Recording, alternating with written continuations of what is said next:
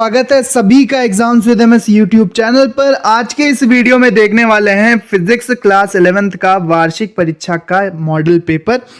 इसी के अकॉर्डिंग बच्चों अपनी तैयारी करना, इसी से मिलता जुलता आपका पेपर आएगा। सारे क्वेश्चन इंपॉर्टेंट हैं, CR कोड का ये पेपर है।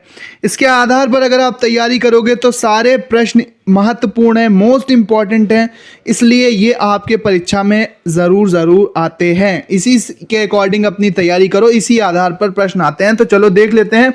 3 घंटे 15 मिनट लगभग मिलता है, सभी प्रश्न अनिवार्य हैं। 70 नंबर का पेपर है फिजिक्स क्लास 11th का वार्षिक परीक्षा का। सबसे पहले 20 बहुविकल्पीय प्रश्न, बिल्कुल नया पैटर्न जो आया है, 20 बहुविकल्पीय प्रश्न पूछे जा रहे हैं बच्चों, उसी पर आधारित ये पेपर है। तो जरूर देखना, पूरा सॉल्व करेंगे। सबसे पहले आप ये बताइए, आप ये वीडियो कौन से शहर कौन से गांव से देख रहे हो? अपने शहर या गांव का नाम कमेंट में जरूर लिखना। आप ये वीडियो कहां से देख रहे हो कमेंट में जरूर लिखना। चलो सबसे पहला प्रश्न हम लेते हैं, बहुविकल्पीय प्रश्न जो यहां पर दिया है कि वायु में ध्वनि की चाल किस भौतिक राशि का प्रभाव नहीं होता? वायु में ध्वनि की चाल पर किस भौतिक राशि का प्रभाव नहीं होता? ताप का, नमी का, दाब का या फिर वायु वेग का? तो इसका जो सही उत्तर है वो बच्चों दाब होगा। यहां पर सी वाला या सा वाला विकल्प सही है, दाब। अगला प्रश्न है कि वर्षा की बूंद की वायु में सीमांत चाल क्या होती है? वर्षा की बूंद की वायु में सीमांत चाल का सूत्र क्या होगा? V बराबर के आर ईटा होगा, या V बराबर के आर स्क्वायर ईटा, या V बराबर के आर ईटा स्क्वायर, या V बराबर के स्क्वायर बटे ईटा? तो इसका जो सही ऑप्शन है बच्चों वो B वाला है, V बराबर के आर स्क्वायर ईटा। जो ये वायु में वर्षा की बूंद की सीमांत चाल का सूत्र होता है। यहां पर ये B वाला ऑप्शन आप सही लगाएंगे। ठीक है, क्या होगा? V प्रोपोर्शनल होता है आर स्क्वायर ईटा के, तो V बराबर के आर स्क्वायर ईटा यहां पर आ जाएगा। तो B वाला ऑप्शन सही है। अगला प्रश्न है, किसी पिंड के जड़त्व आघूर्ण और कोणीय त्वरण के गुणनफल को क्या कहते हैं? किसी पिंड के जड़त्व आघूर्ण और कोणीय त्वरण के गुणनफल को क्या कहते हैं? कोणीय संवेग, बल आघूर्ण, बल या फिर कार्य? तो इसका सही ऑप्शन है बल आघूर्ण। यहां पर B वाला ऑप्शन आप लगाएंगे। अगला प्रश्न है कि किसी व्यक्ति की आवाज पहचानी जाती है प्रबलता से, तारत्व से, गुणता से या स्वर अंतराल से? तो यहां पर जो सही ऑप्शन होना चाहिए तारत्व से होना चाहिए, लेकिन इसको एक बार चेक कर लेना। इसका आंसर गूगल पे भी सर्च करने पे नहीं मिला है, तो एक बार इसको चेक कर लेना। वैसे यहां पर सही ऑप्शन B तारत्व होना चाहिए। अगला प्रश्न है बच्चों की आदर्श गैस का दाब P और इसके एकांक आयतन की गतिज ऊर्जा E में परस्पर संबंध क्या होता है? एक आदर्श गैस का दाब P और इसके एकांक आयतन में संचित गतिज ऊर्जा E में परस्पर संबंध क्या होता है? P बराबर E, या P बराबर 1/2E, या P बराबर 2/3E, या P बराबर 3/5E? तो इसका जो सही विकल्प हो जाएगा वो हो जाएगा P बराबर 2/3 इंटू E। दाब बराबर 2/3 एकांक आयतन में संचित गतिज ऊर्जा। तो ये वाला आप विकल्प सही लगाएंगे। ठीक है। अगला प्रश्न है कि एक पक्षी आकाश में उड़ रहा है, एक पक्षी आकाश में उड़ रहा है, इसकी गति की स्वतंत्रता की कोटि क्या होगी? तो पक्षी 3D हो सकता है, पक्षी किसी भी दिशा में मुड़ सकता है अगर वो आकाश में उड़ रहा है, तो इसकी स्वतंत्रता की कोटि बच्चों 3 हो जाएगी। पहला वाला विकल्प आप भरेंगे। अगला प्रश्न है कि हीलियम गैस के लिए Cp और Cv का अनुपात क्या होगा? हीलियम गैस के लिए Cp और Cv का अनुपात क्या होगा? 5:7 या 7:5 या फिर 3:5 या 5:3? तो ये होगा 5:3। यहां पर D वाला ऑप्शन आप सही लगाएंगे। अगला प्रश्न है कि भाप इंजन की दक्षता की कोटि कितनी होती है? भाप इंजन की दक्षता कोटि कितनी होती है? तो भाप इंजन की दक्षता कोटि 12 से 16% तक होती है। तो यहां पर 15% जो ऑप्शन है वो सही होगा। यहां पर भाप इंजन की दक्षता की कोटि होगी 15%। यहां पर यह वाला ऑप्शन सही है। अगला प्रश्न है कि पानी का घनत्व तो अधिकतम होगा यदि उसका तापमान है। तो पानी का अधिकतम घनत्व तो कब होता है? 0 डिग्री सेल्सियस पर, 4 डिग्री सेल्सियस पर, 32 डिग्री सेल्सियस पर या 100 डिग्री सेल्सियस पर? तो इसका सही विकल्प होगा 4 डिग्री सेल्सियस। यहां पर जो B ऑप्शन है वो सही होगा। पानी का घनत्व तो अधिकतम 4 डिग्री सेल्सियस पर होता है। अगला प्रश्न है बच्चों की एक तार को खींचकर दोगुना कर दिया जाता है, मतलब इसकी लंबाई दो गुनी कर दी जाती है, तो इसका यंग प्रत्यास्थता गुणांक जो y होता है वो कितना हो जाएगा? आधा हो जाएगा, समान रहेगा, दो गुना हो जाएगा या चार गुना हो जाएगा?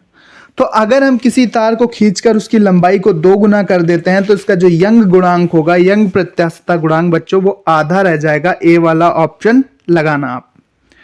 अगला प्रश्न है कि पूर्ण कृष्णिका की अवशोषण क्षमता कितनी होती है? तो पूर्ण कृष्णिका अपने ऊपर पड़ने वाले सभी विकिरण को अवशोषित कर लेते हैं, तो इनकी अवशोषण क्षमता कितनी होगी? 1 हो जाएगी। ठीक है, 0 नहीं होगी, आधी भी नहीं होगी, इन्फिनिट भी नहीं होगी, अनंत भी नहीं होगी। कितनी होगी? 1 होगी। अगला प्रश्न है कि बल F, दाब P और क्षेत्रफल कैपिटल A में क्या संबंध है? तो हम जानते हैं बल बराबर क्या होता है, सॉरी दाब बराबर क्या होता है, कैपिटल B बराबर होता है बल बटे क्षेत्रफल। तो इसके अकॉर्डिंग क्या हो जाएगा? F बराबर P इंटू A, F बराबर P इंटू A हो जाएगा।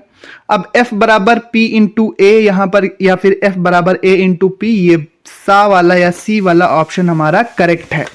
ठीक है, तो यहां पर सा वाला ऑप्शन लगाएंगे, सा वाला ऑप्शन लगाएंगे, F बराबर A इंटू P, बाकी सारे यहां पर आपको गलत ऑप्शन दिए हुए हैं। अगला प्रश्न है कि 1 माइक्रोन होता है, 1 माइक्रोन कितना होता है? 10 to power minus 9 metre, 10 to power minus 12 metre, 10 to power minus 6 metre, 10 to power minus 15 metre. बच्चों वाला क्वेश्चन है, इसको कमेंट बॉक्स में बताओ कि 1 माइक्रोन कितना होता है, आपके ऊपर छोड़ रहा हूं। ठीक है, अगला है कि MKS पद्धति में त्वरण का मात्रक क्या होता है? तो हम जानते हैं मीटर प्रति सेकंड स्क्वायर, यहां पर त्वरण का मात्रक होता है बच्चों MKS पद्धति में। त्वरण का मात्रक क्या होता है? मीटर पर सेकंड स्क्वायर, यानी कि ये सी वाला ऑप्शन हमारा करेक्ट हो जाएगा, सा वाला। अगला है कि निम्न में से अदिश राशि कौन सी है? अदिश राशि कौन सी है? त्वरण तो सदिश है, बल भी सदिश है, विस्थापन की भी दिशा होती है, तो जिनकी दिशा होती है वो सदिश होते हैं, लेकिन ऊर्जा की कोई दिशा नहीं होती, तो यहां पर ये ऑप्शन अदिश राशि होगा, यानी सही ऑप्शन है सी ऊर्जा, सा ऊर्जा। अगला है कि शक्ति का मात्रक क्या होता है? तो शक्ति का मात्रक SI मात्रक शक्ति का वाट होता है, यहां पर सी वाला, सा वाला विकल्प भरना। अल्फा, गामा, ईटा और बीटा में क्या संबंध होता है? इस प्रश्न का उत्तर नहीं मिला है, आप कमेंट करके बताओ यहां पर 4 ऑप्शन में से कौन सा ऑप्शन सही है। गामा, ईटा और बीटा में क्या संबंध होता है? अगला प्रश्न है कि मोल विशिष्ट ऊष्मा का सूत्र क्या होता है? तो यहां पर बी वाला है।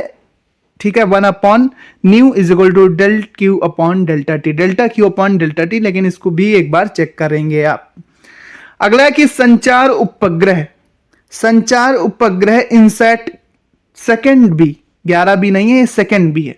संचार उपग्रह इनसैट सेकंड बी की पृथ्वी के परिक्रमण काल यानी आवर्त काल कितना है? तो ये 24 घंटे है। 24 घंटे में ये इनसैट सेकंड बी एक चक्कर लगाता है पृथ्वी का। अगला है कि प्रक्षेप पथ, प्रक्षेप फेंका जाता है, उसके उच्चतम बिंदु पर, उच्चतम बिंदु पर जो पिंड होता है, उच्चतम बिंदु पर जो वस्तु फेंकी जाती है उसका त्वरण क्या होता है? तो ये जो नीचे की ओर g की वैल्यू होती है 9.8 मीटर पर सेकंड स्क्वायर, जिसको गुरुत्वीय त्वरण कहते हैं बच्चों, वही उसके त्वरण का मान होता है उच्चतम बिंदु पर। तो क्या हो जाएगा? अधिक होगा, न्यूनतम होगा, अधिकतम होगा, न्यूनतम होगा, शून्य होगा या g के बराबर। तो यहां पर उच्चतम बिंदु पर जो त्वरण का मान होता है प्रक्षेप का, वो होता है स्मॉल g के बराबर, मतलब 9.8 मीटर पर सेकंड स्क्वायर, जो कि गुरुत्वीय त्वरण, ग्रेविटेशनल एक्सेलरेशन होता है। अब वर्णात्मक प्रश्न, एक एक नंबर के जी, स्मॉल जी कैपिटल जी में संबंध। ठीक है, स्मॉल जी और कैपिटल जी में आपको संबंध बताना है। तो जी बराबर GM अपॉन आर स्क्वायर, इस तरह से छोटे छोटे सूत्र आप लिखते चले जाएंगे। आवर्तकाल किसे कहते हैं? एक चक्कर में लगा समय या एक परिक्रमण में लगा समय आवर्तकाल होता है। ऊष्मागतिकी का प्रथम नियम बताइए। यह भौतिक राशि के किस नियम के संरक्षण पर आधारित है? तो ऊर्जा का संरक्षण करता है। संपीड्यता क्या होती है? 1 जूल की परिभाषा लिखो, किलोवाट घंटा तथा जूल में संबंध लिखो। प्रश्न संख्या 2 में 2-2 नंबर के प्रश्न आते हैं, यहां पर कलर चेंज करेंगे। प्रश्न है कि अनुप्रस्थ और अनुदैर्ध्य तरंगों में अंतर बताइए। अनुप्रस्थ और अनुदैर्ध्य तरंगों में क्या अंतर होता है? सरल आवर्त गति करते हुए एक कण का साम्य स्थिति से 4 सेंटीमीटर दूरी पर त्वरण 16 सेंटीमीटर पर सेकंड स्क्वायर, इसका आवर्तकाल निकालो। अगला प्रश्न है किसी गैस को संपीड़ित करने के लिए किए गए कार्य को समझाइए। विकिरण संबंधी स्टीफन का विकिरण का नियम लिखिए। स्टीफन का नियम लिखना है। प्रश्न संख्या 3 में 3-3 नंबर के प्रश्न है कि अणुगति सिद्धांत के आधार पर बायल और चार्ल्स के नियमों की व्याख्या करना है। इसके बाद कोई गेजर 3 लीटर प्रति मिनट की दर से बहते हुए जल को 27 डिग्री सेल्सियस से 77 डिग्री सेल्सियस तक गर्म करता है। यदि गेजर का परिचालन गैस बर्नर द्वारा किया जाए तो ईंधन के व्यय की दर क्या होगी? बर्नर के ईंधन की दहन ऊष्मा दी हुई है। अगला फिर न्यूमेरिकल है, पानी की 1000 छोटी बूंदों को जिनमें से प्रत्येक की त्रिज्या 0.01 mm है मिलाकर एक बड़ी बूंद बनाने में मुक्त ऊर्जा की गणना करो। पानी का पृष्ठ तनाव दे दिया है। अगला प्रश्न है कि एक समान त्वरण से गति करते हुए किसी वस्तु द्वारा किसी विशेष सेकंड में चली गई दूरी के लिए व्यंजक निकालो। फिर वेक्टर पर सवाल है, ए वेक्टर बराबर इतना, बी वेक्टर बराबर इतना, तो ए और बी के परिमाण निकालना है, ए और बी के बीच का कोण और ए क्रॉस बी निकालना है। अगला फिर न्यूमेरिकल है, न्यूमेरिकल कुछ ज्यादा है, प्रैक्टिस करना। अगर आईआईटी नीट वगैरह पढ़ना चाहते हो आगे चल के तो इसी आधार पर बढ़िया स्तर का पेपर है बच्चों, अच्छे से सॉल्व करो, अच्छी तैयारी करो तभी सॉल्व होगा। 10 किलोग्राम द्रव्यमान के 0.2 मीटर त्रिज्या की एक रिंग अपनी ज्यामितीय अक्ष के परिधि 35 चक्कर प्रति सेकंड की दर से घूम रही है। उसके जड़त्व, आघूर्ण एवं घूर्णन गतिज ऊर्जा की गणना करो। अगला प्रश्न है, अप्रगामी तरंग समीकरण डेरिवेशन करना है। प्रस्पंद और निस्पंद बनने की शर्तें बताइए। दर्शाइए कि 2 क्रमागत प्रस्पंदों के बीच की दूरी तरंग दैर्ध्य की आधी होती है। तांबे की चादर में एक छेद किया गया है। 27 डिग्री सेल्सियस पर छिद्र का व्यास 4.24 सेंटीमीटर। इस धातु की चादर को 227 डिग्री सेल्सियस तक तप्त करने पर छिद्र के व्यास में क्या परिवर्तन होगा? तांबे का रेखीय प्रसार गुणांक दिया हुआ है। अगला प्रश्न है 5 नंबर का, एवोगैड्रो विधि द्वारा परमाणु के आकार का अवकलन किस प्रकार किया जा सकता है? नहीं आता तो आप करेंगे। एक परमाणु तथा 2 परमाणु गैसों की विशिष्ट ऊष्मा के बारे में बताइए। अगला प्रश्न है, ऊष्मागति के प्रथम नियम के आधार पर सिद्ध करो कि किसी निकाय की आंतरिक ऊर्जा में परिवर्तन क्या होता है। और समतापी एवं रुद्धोष्म प्रक्रम के लिए दाब आयतन ग्राफ खींचिए। इनमें किस वक्र का ढलान अधिक होता है, इसका कारण दीजिए। अगला प्रश्न यहां पर पूछा गया है कि पृथ्वी की सतह से h ऊंचाई दूरी पर किसी कृत्रिम उपग्रह की कक्षीय चाल के लिए व्यंजक स्थापित कीजिए। दर्शाइए कि उपग्रह का वेग और उसके द्रव्यमान, उपग्रह का वेग उसके वेग एवं उसके द्रव्यमान पर निर्भर करता है। और सबसे लास्ट प्रश्न बच्चों पूछ दिया गया है कि सरल लोलक किसे कहते हैं? इसके आवर्त काल के लिए आप व्यंजक निकालेंगे।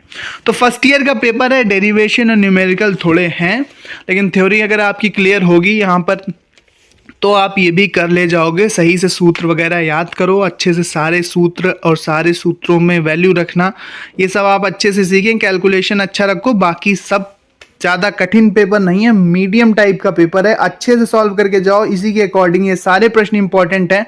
सॉल्व करके जाओगे, बाकी सॉल्यूशन मैंने बहुविकल्पीय का दे दिया, अगर आप कहोगे तो इसके भी हम सॉल्यूशन कॉपी पेन पर लाएंगे। तो कमेंट में बच्चों लिखो सॉल्यूशन। आप ये वीडियो कहाँ से देख रहे हो, कौन से शहर कौन से गांव से आप ये वीडियो देख रहे थे, कौन से भारत के कौन से राज्य से देख रहे थे। सभी बोर्ड के लिए इंपॉर्टेंट है, चाहे यूपी बोर्ड हो, बिहार बोर्ड हो, झारखंड बोर्ड हो, उत्तराखंड बोर्ड हो, राजस्थान बोर्ड हो, हरियाणा बोर्ड हो, छत्तीसगढ़ बोर्ड हो, सभी के लिए इंपॉर्टेंट है। फिजिक्स का सब सिलेबस सेम ही है सभी जगह। बाकी इसका सॉल्यूशन हम पूरा करेंगे। मिलते हैं नेक्स्ट वीडियो में। इसका पीडीएफ आपको हमारे टेलीग्राम चैनल पर मिलेगा। टेलीग्राम चैनल का लिंक डिस्क्रिप्शन में है, जाओ। अलग अलग कोड के पेपर यहाँ पर आ रहे हैं, ज्वाइन कर लो। सभी कोड के पेपर आपको मिलेंगे, जिससे आपकी प्रैक्टिस अच्छी हो जाएगी और आपका पेपर बहुत ही अच्छा होगा। इसी के अकॉर्डिंग आप तैयारी करो, सारे प्रश्न इंपॉर्टेंट है, इनके आने की संभावना आपके पेपर में रहेगी। मिलते हैं अपने नेक्स्ट वीडियो में किसी और इंपॉर्टेंट मॉडल पेपर के साथ। सभी प्रकार के मॉडल पेपर प्राप्त करने के लिए चैनल को सब्सक्राइब करो।